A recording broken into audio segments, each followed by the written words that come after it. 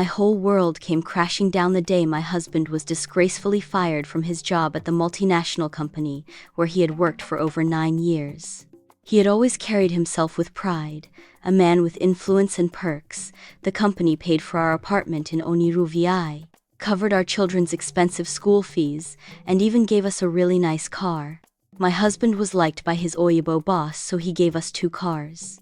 But everything unraveled when it came to light that he had been sexually harassing a female youth corper recently posted to his department. But let me take you back to where it all began. I met Wale in church. I was the reserved usher in the second row. He was the soft-spoken keyboardist with the most disarming smile. We locked eyes one Sunday during a youth service, and just like that, a conversation turned into hours of texting, late-night prayers, and shy stolen glances after Bible study. Within weeks, he was already bringing me suya and ribena after service, offering me rides home even when it was out of his way. Ours was a love that felt like prophecy. We courted for just 4 months, intensely romantic, deeply spiritual, and filled with dreams. On our 4th-month anniversary, he proposed under the mango tree behind the church where we first kissed. I said yes with tears in my eyes and joy in my soul. We got married in a simple but beautiful ceremony. Our love was enough, or so we thought. The first few years were hard. Wale was hustling as a junior IT consultant with inconsistent pay, while I managed a small table by the roadside selling petty items, biscuits, recharge cards, sanitary pads, and sometimes groundnut. But we were happy. We prayed together, budgeted tightly, and laughed in the dark during blackouts, promising each other that someday the struggle would end. We lived in a face-me-I-face-you apartment in Ajagunle, and when I got pregnant with our first child, we sold Wale's phone to afford a private room at the hospital. Life was hard, but our love was pure and filled with shared hope. We believed so deeply in the future. 5 years after our wedding, and now with 3 beautiful children, Wale finally got the breakthrough we had been praying for. A multinational tech company offered him a job with an international salary package. I remember the way he screamed when the offer letter arrived. He lifted me up and twirled me around the living room like a scene from a movie. Everything changed. We moved into a luxurious company apartment in Oniru VI. Our kids were enrolled in one of the most prestigious private schools. We had 2 cars. Weekend brunches, designer clothes, family trips to Dubai. For the first time, we lived without fear of NEPA bills or rent.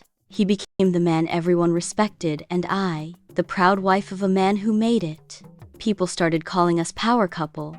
I finally stopped selling by the roadside. At first, the change was subtle, barely noticeable. Wale was still the man I married. He still kissed the kids goodnight, still held my hand during evening walks, still brought me shawarma from our favorite place in Lekki. But gradually, small things started to shift. He began coming home a little later than usual, brushing it off as last-minute meetings. He started guarding his phone more closely, laughing at messages he wouldn't show me. His scent changed too, no longer the comforting smell of his cologne, but sometimes the faint trace of a different perfume I didn't recognize. I tried not to overthink it. After all, he was working hard, and our lifestyle had changed so dramatically. Maybe he was just adjusting to the pressure, but then came the whispers. They started at first as side glances at brunches, 2 women exchanging a look as I walked past. Then it was the way conversations would suddenly go quiet when I entered a room. A friend of a friend, while sipping mimosa, casually mentioned that Wale was quite popular at his office. Another laughed and said, "Your husband is a fine mano, very charming. No wonder those corpers are always smiling around him." I laughed along, but my heart tightened. One evening at a party, I overheard someone say behind me, "That's Hawa, Wale's wife. She doesn't know." I turned, but the woman just smiled and pretended nothing happened. I began asking Wale questions, not accusations, just soft concerns. "Are you okay? Is there anything I should know? People are talking, Wale.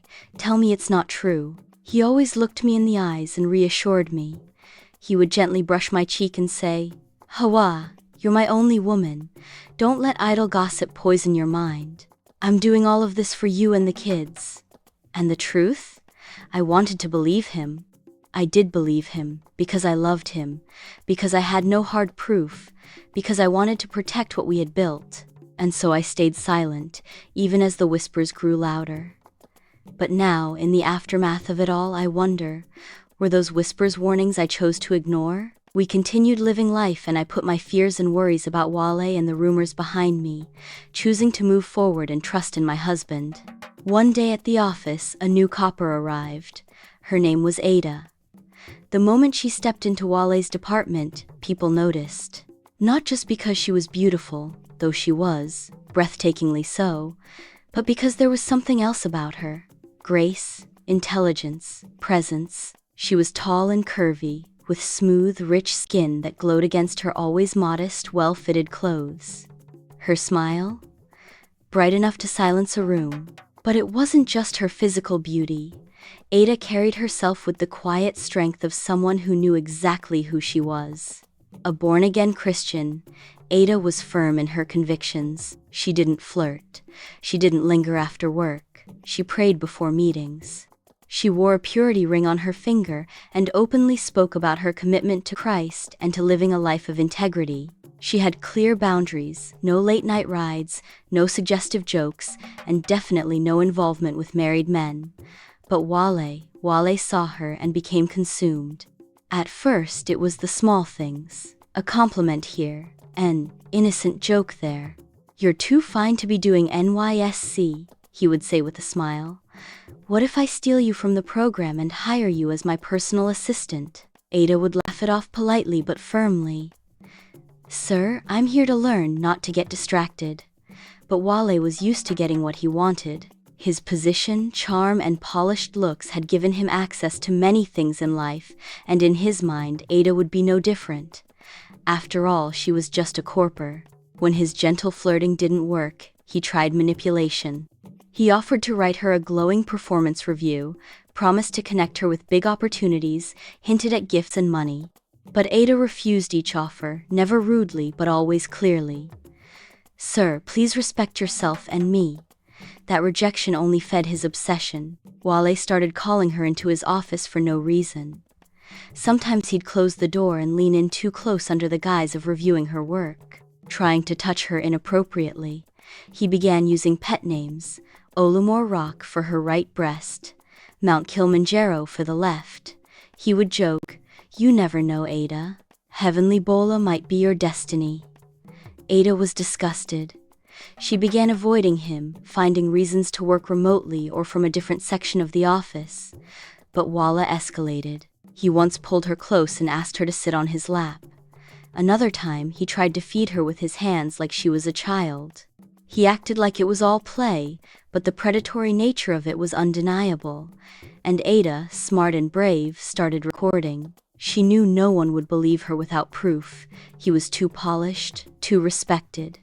But with every inappropriate comment, every uninvited touch, she documented it. She kept the evidence, quietly building a case. She didn't scream. She didn't cause a scene. She waited for the right time, for the truth to speak louder than his charm. And when it did, it brought everything crashing down. It was a bright Thursday morning in Lagos, the kind where the sun was already hot by 9 a.m., and the noise of generators and danfos blended into the background like music. Hawa had just come back from dropping the children off at school. She wore a simple Ankara wrapper and a satin headscarf, and the aroma of egusi soup filled the kitchen as she stirred gently, humming a worship song from Tope Alabi. She was in a good mood. Earlier that morning, Wale had kissed her forehead and said, "Pray for me, oh. Today's meeting with the regional director will be tough."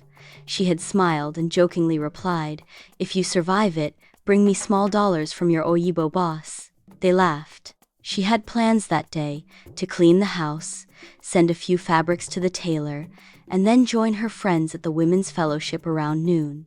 She had even laid out her outfit, a soft lilac boubou and her gold bangles. It was supposed to be a normal day. Then her phone rang. It was Wale's closest colleague from the office, Chuka. She frowned. Chuka rarely called her directly. "Hello, Auntie Hawa." His voice was low and hesitant. "Are you sitting down?" Her heart skipped. "Why? What happened?" Silence. Then slowly he said it. "There's been an incident at the office. Wale was suspended this morning. There was a memo.